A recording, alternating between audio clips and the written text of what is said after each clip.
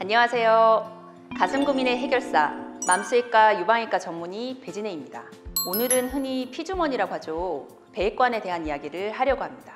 많은 분들이 가장 불편해하시는 부분이 수술 후 몸 안에 피주머니를 며칠간 가지고 있어야 한다는 점입니다. 저는 축소 수술할 때 피주머니를 사용하지 않습니다. 다른 병원은 피주머니 하던데 선생님은 왜 안 하시나요? 이런 질문을 많이 받습니다. 의사마다 의견이 다르면 환자는 당연히 혼란을 느낄 수 있죠. 배액관은 수술 부위에 혈액이나 조직액이 고이는 걸 빼내는 역할을 합니다. 빈 공간이 생기게 되면 조직액이 고이고 배액관을 설치하는 것은 일반적인 치료 과정이죠. 하지만 축소 수술은 집을 철거한 후 남은 부분으로 집을 재건축하는 과정을 거칩니다. 흉벽 위에 벽돌을 다시 잘 쌓아서 피라미드를 만드는 수술입니다.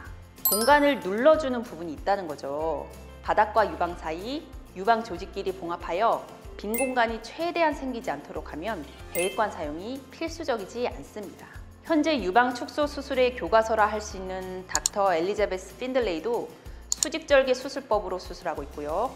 자신도 배액관을 사용하지 않는다고 밝힌 바 있습니다. 의사들은 자기가 치료하던 익숙한 방법이 있으면 바꾸기가 쉽지 않아요. 수술은 의사가 오랜 시간 반복적인 경험 속에서 자기가 가장 잘할 수 있는 방법으로 하는 것이라 그렇습니다. 오히려 자기가 하지 않던 방식으로 치료하면 환자가 문제가 생길 수 있기 때문에 자기 방식을 고수하는 것이 그 의사에게 수술을 맡긴 환자 입장에서는 다행입니다. 요즘은 흉터가 짧고 회복이 빠른 수술이 대세라 내시경, 복강경, 로봇 수술 많이 하잖아요. 이 수술에 붐이 있을 때 이 수술이 손에 익지 않고 길게 열어서 하는 수술에 익숙했던 사람들은 이런저런 문제가 생길 수 있다고 우려를 많이 보냈습니다. 그런데 지금은 어떤가요? 완전 대세가 되었죠. 오픈한 수술하는 사람들이 많나요? 복강경 수술하는 사람들이 많나요? 다른 수술 영역에서 배액관 사용을 한번 생각해 볼게요. 확대 수술은 공간을 넓게 만들어서 보형물을 넣는 수술입니다.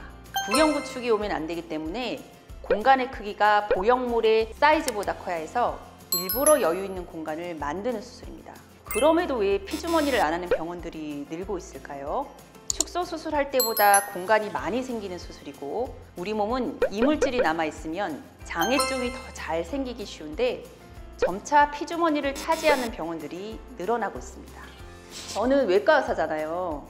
외과에서 내시경, 복강경, 로봇 수술 다 처음 시작되었어요. 그 외에도 수술할 때 쓰는 대부분의 기구들과 첨단 기계는 외과 의사가 발명하거나 외과 수술을 통해 발전시켰습니다. 그 이유는 외과 의사들은 워낙에 하루 종일 걸리는 대수술을 많이 하기 때문에 수술 시간을 줄이고 환자의 빠른 회복을 돕는 장비나 아이템에 진심입니다. 저는 수술할 때 배액관을 사용하지 않기 위해서 출혈을 예방하는 하모닉 스칼펠로 조직을 박리합니다. 하모닉 스칼펠은 초음파 가위인데요. 조직을 자르면서 지혈을 동시에 합니다. 우리 몸의 구성 성분인 단백질은 40도에서 변성이 생기는데요. 200~300도의 고온에서 조직을 변성하는 전기 소작기와는 달리 하모닉은 50도 저온에서 조작해서 통증도 덜합니다.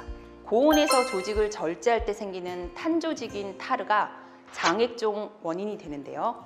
하모닉 스칼펠은 깨끗하게 잘라서 타르 발생이 거의 없습니다. 천천히 자르기 때문에 시간이 더딜 수는 있는데 오히려 자르고 난 뒤 지혈하는 시간은 줄어듭니다.